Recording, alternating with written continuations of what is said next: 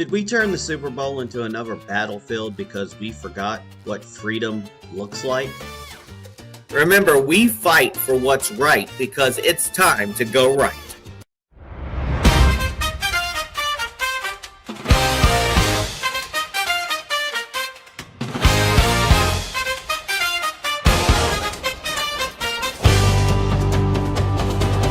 Welcome to Go Right with Peter Boykin, the Constitutionalist for liberty. Go right, not left, not right, alone in sound, but liberty where truth is found. Speak your mind, don't stand aside, let the Constitution be your guide. Turn it up, let freedom ring, every voice deserves to sing. Welcome to Go Right with Peter Boykin, the Constitutionalist for liberty. Real talk, bold thought, clarity. Go right news.com. Join the journey.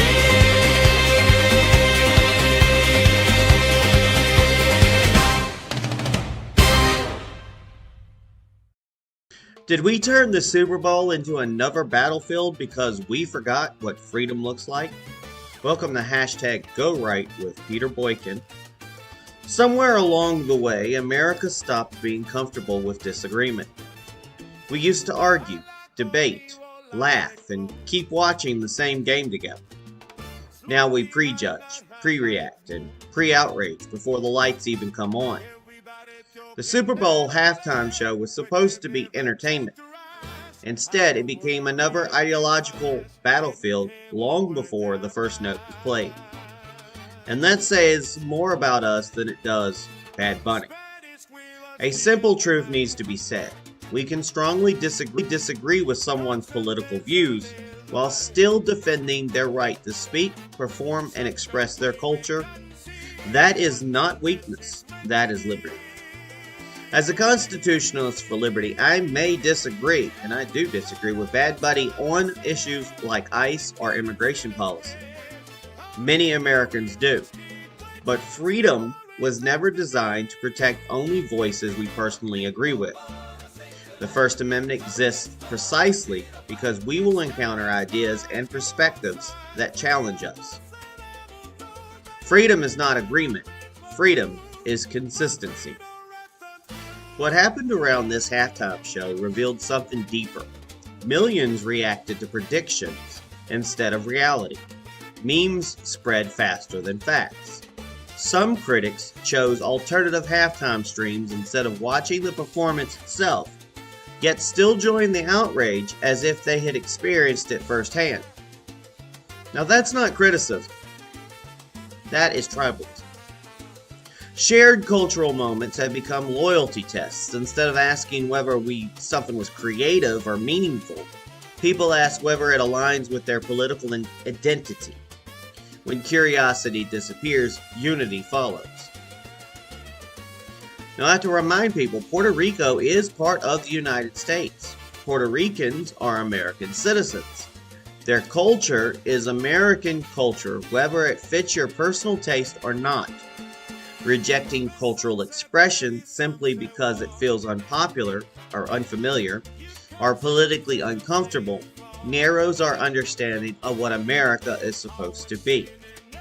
A confident nation does not fear cultural expression. A confident nation debates it, engages with it, and grows stronger because of it. The real tragedy is not that people loved or hated that halftime show. Art has always divided audiences, especially music. The real tragedy is that Americans increasingly cannot experience anything together without turning it into a battlefield. We have forgotten how to disagree without declaring war. We have forgotten how to say, that was not for me, without demanding it disappear. We have forgotten that liberty means coexistence, not conformity. The Super Bowl once stood as one of the last shared national experiences where Americans across political lines could feel connected, even while disagreeing. When even halftime becomes symbolic warfare, it signals something deeper than cultural controversy. It signals a loss of perspective. America did not lose its ability to disagree. America lost its ability to be comfortable with disagreement. Memes replaced reality. Predictions replaced observation. Political labels replaced curiosity. People chose not to watch, not to listen, not to engage, yet they still claim certainty. Political identity became more important than shared experience. And that should concern anyone who believes in liberty. Freedom means hearing things you do not like, seeing things you would not choose, sharing space with people who think differently than you do. Liberty was never about anyone and everyone agreeing. Liberty was about learning how to stand together anyway. Maybe the real question was never whether the halftime show represented America. Maybe the real question is whether Americans still remember how to live with freedom. Because if we cannot rediscover that, the greatest loss will not be a halftime performance. It will be the shared culture that once made this country feel united, even when we disagree. And here's the truth that nobody wants to admit. America is not falling apart because we disagree. America struggles when we stop listening, stop engaging, and stop allowing space for difference within a shared framework of liberty. The moment we demand cultural conformity instead of defending freedom of expression, we abandon the very principles that made a disagreement possible in the first place. If we want unity again, it will not come from forcing everyone to think the same. It will come from rediscovering the strength to stand together, argue openly, and still recognize each other as part of the same American story. Now let's talk about what did Bad Bunny actually sing at the Super Bowl. Here's the truth behind the headlines.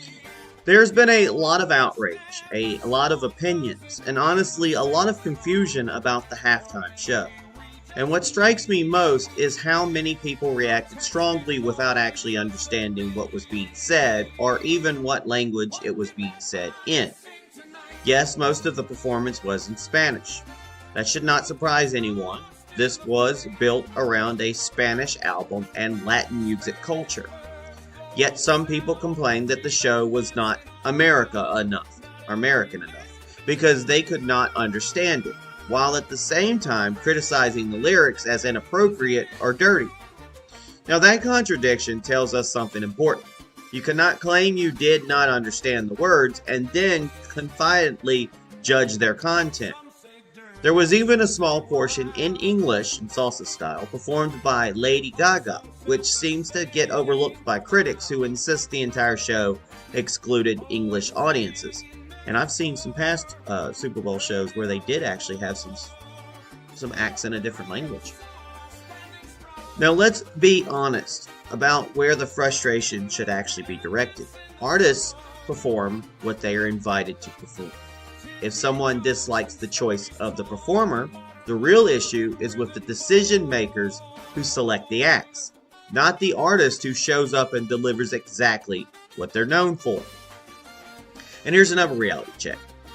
When translated into English, many of the lyrics are no more controversial than what was already performed at previous Super Bowls or what plays daily across mainstream radio. Rap, pop, and rock artists have used poetic language, innuendo, and adult themes for decades.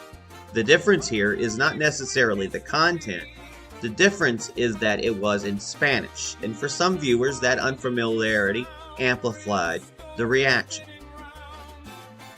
Now I'll probably butcher this name of the songs, but songs like Yo Quiero Solo focused on independence and autonomy. Titi Mi Perigno used humor and storytelling about relationships and nightlife, something common across pop music. Even tracks known for stronger adult themes are edited for broadcast television. And El Abidjan brought cultural commentary tied to Puerto Rican identity and social realities, blending entertainment with message, which artists have always done. Personally, I gotta say I enjoyed the show even without understanding every word. After last year's more subdued performance, people were saying it sucked, this one felt like a true Super Bowl production with energy, scale, and spectacle. Yes, the crowd may not have fully connected at times, or most of the time. It is harder to sing along when the language is unfamiliar, and I mean, yeah, couldn't. There was some beats in there that you kind of recognize. But that does not make the performance lesser. It just makes it different. Before turning entertainment into another ideological battlefield, maybe we should take a breath and ask a simple question. Are we reacting to what was actually said or to what we assumed was said? Because I want to have to remind you folks that freedom includes cultural expression, even when it is not tailored specifically to us. This has been hashtag Go Right with Peter Boykin. Keeping your mind open. God bless.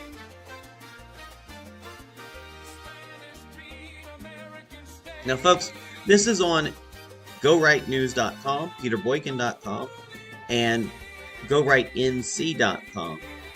This is all part of the article, and there's more information to be heard as I post my ideas about things. Thank you for sharing this, and thank you for listening to hashtag Go Right with Peter Boykin. I've got a little bit more to talk about.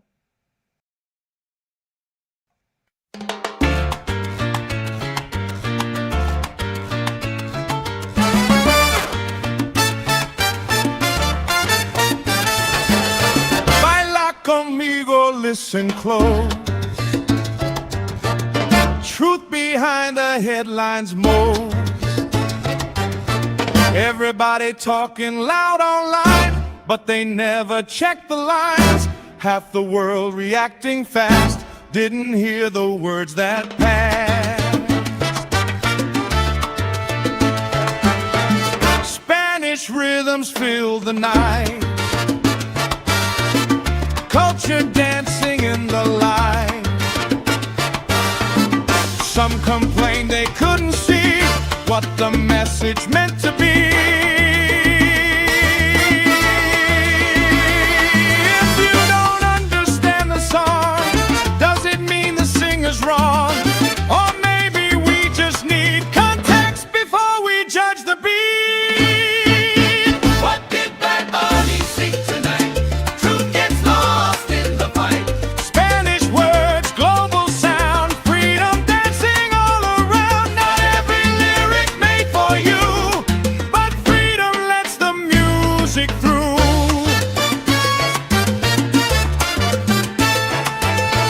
Some say dirty, some say wild,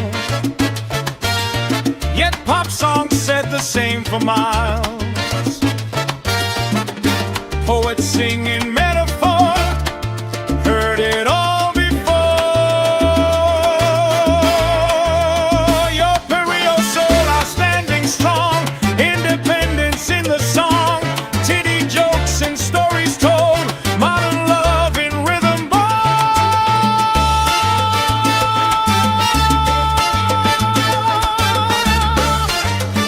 Oh yeah!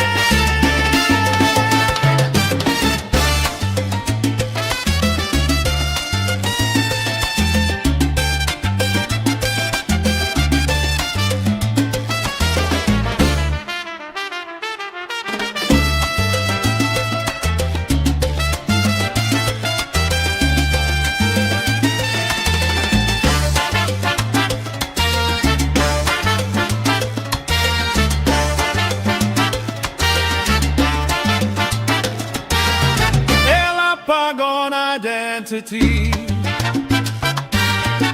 culture mixed with history. Not just party, not just sound, real stories spinning round. Lady Gaga sang in English too, still some say they had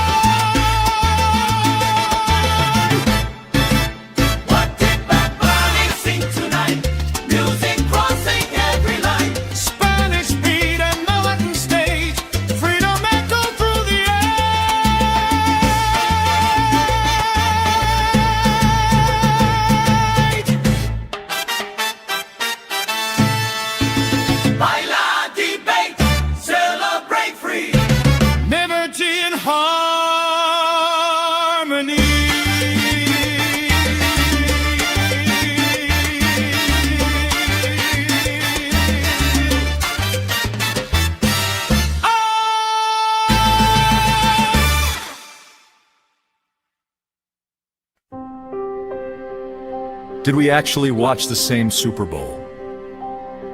Or did politics decide what we were supposed to see before the lights even came on? There was a time when the Super Bowl felt like neutral ground. Families gathered. Political differences faded into the background. The biggest debates were about commercials, referees, or whether the halftime show lived up to expectations. For a few hours, Americans could disagree without turning everything into an ideological battle. That shared cultural space is becoming harder to recognize. Instead of discussing football strategy or performance quality, social media erupts into political trench warfare. Before the event even begins, expectations are shaped by headlines, memes, and narratives long before viewers see the performance. That is exactly what happened surrounding Bad Bunny's halftime show. Before he stepped onto the stage, predictions of controversy flooded timelines. Critics warned it would be anti-American or politically divisive. Supporters framed it as cultural representation. Many viewers formed firm opinions before the first note was played.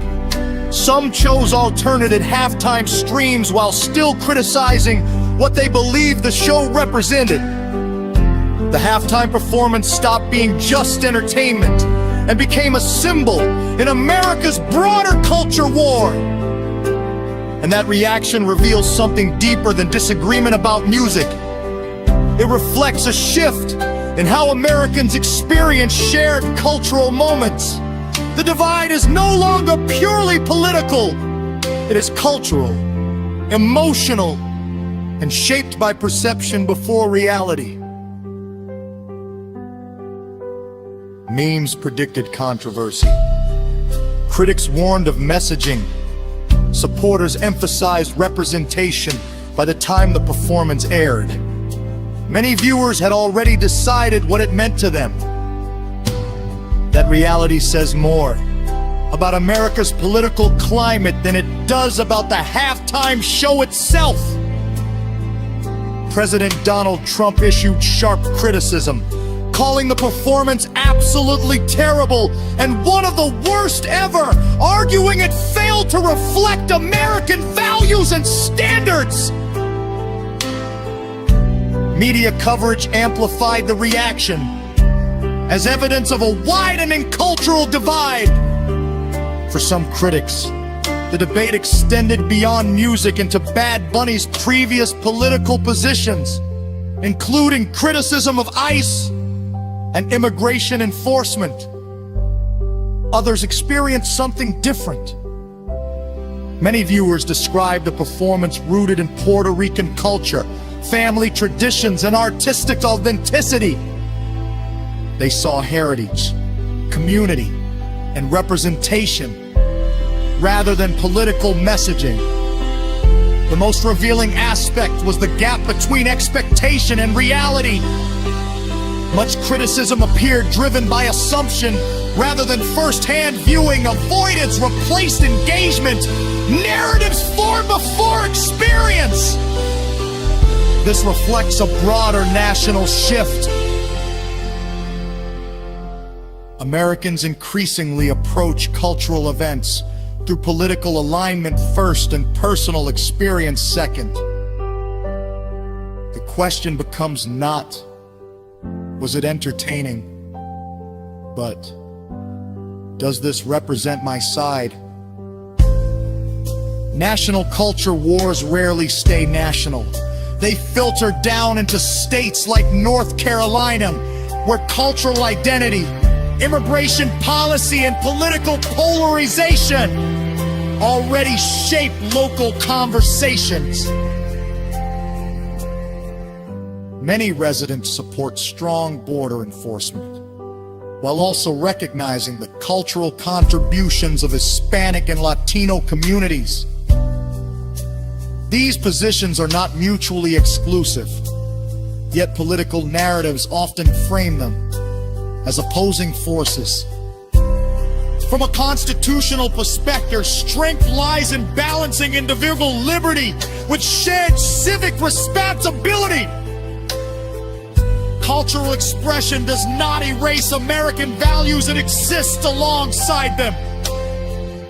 The danger arises when political disagreement turns into cultural rejection, shrinking the space for shared experiences. When debates are driven by assumptions instead of direct engagement, we stop sharing moments together and start watching different realities entirely.